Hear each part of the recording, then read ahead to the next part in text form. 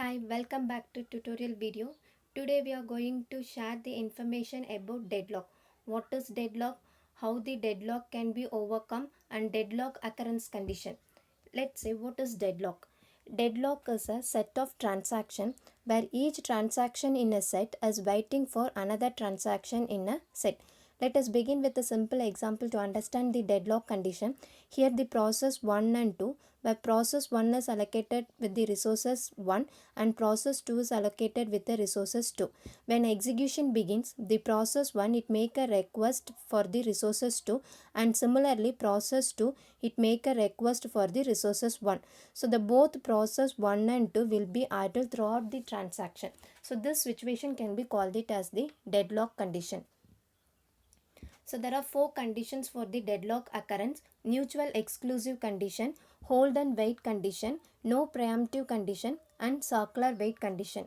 In mutual exclusive condition, same resources cannot be used by more than one process at a time.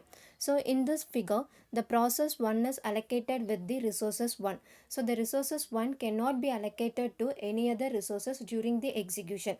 Next, hold and wait condition. The process holding a resources and making a request for additional resources that is held by another processes. In this figure, the process 2 is allocated with the resources 2 and 3, but it tried to make a request resources 1 which is allocated for the process 1. It may leads to hold and wait condition. It have to wait for the resources 1 until the process 1 release the resources 1. Next, no preemptive condition. Only the process can release a resources. Here we are using two different process 1 and process 2. Process 1 is allocated with the resources 1 and process 2 is allocated with the resources 2.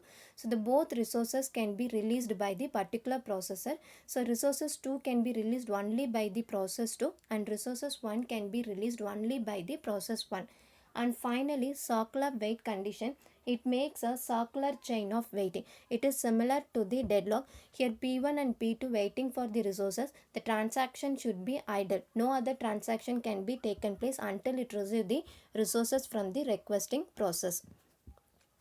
Various deadlock handling method: deadlock ignorance, deadlock prevention, deadlock avoidance, and deadlock deduction. Deadlock ignorance, it is a technique which is used to handle the deadlock. When the deadlock can be occurred during the transaction, those can be eliminated. Next, deadlock avoidance. So deadlock avoidance can be avoided with the help of the prior knowledge. So prior knowledge in the case, it process has to know what are the resources available, how many resources is allocated, how many resources request has been made, and what are the processes release the resources. So most deadlock avoidance algorithms should need an advanced knowledge about the number of resources should be available. So the main challenge in this method is predicting the resources required before the transaction begin. So here Banker's algorithm is used for the deadlock avoidance strategy. Deadlock prevention. So it is suitable for the larger database. There are two approaches can be used in deadlock prevention. The first one, you have to ensure that no cycle wait should be occur when transaction perform. Second approach is the rollback of the transaction. So the two different techniques using the timestamp: wait died and wound wait. In wait died, if the transaction make a request which is already locked by the another transaction, in that situation it have to check the timestamp of both the transaction. It allows the older transaction to wait until the resources is available for execution.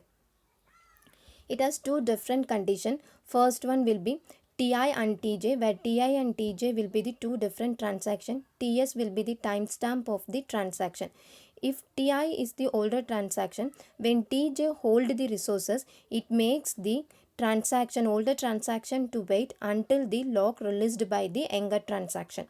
In another condition, if Ti hold the resources, it makes the Tj to wait, otherwise it heal the Tj and restart with the same timestamp.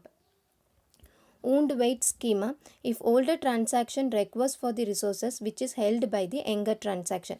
So when younger transaction it hold the resources, in that situation the older transaction force the younger transaction to kill the transaction and release the resources. After a time delay, the younger transaction restart the transaction with the same timestamp. In another is if older transaction it hold the resources, it makes the younger transaction to wait until the older transaction release. So finally, deadlock deduction, it can be done by using the wait for graph. Graph is a collection of vertices and edges where transactions are called as the vertices and operation performed between the transactions are considered as an edges. So the log manager have to maintain the wait for graph to detect the deadlock circle occur in the database. Once the graph is created based on the transaction and the log, it have to check any cycle can be occurred. If cycle is occurred, it can be considered as a deadlock occurrence. Thank you.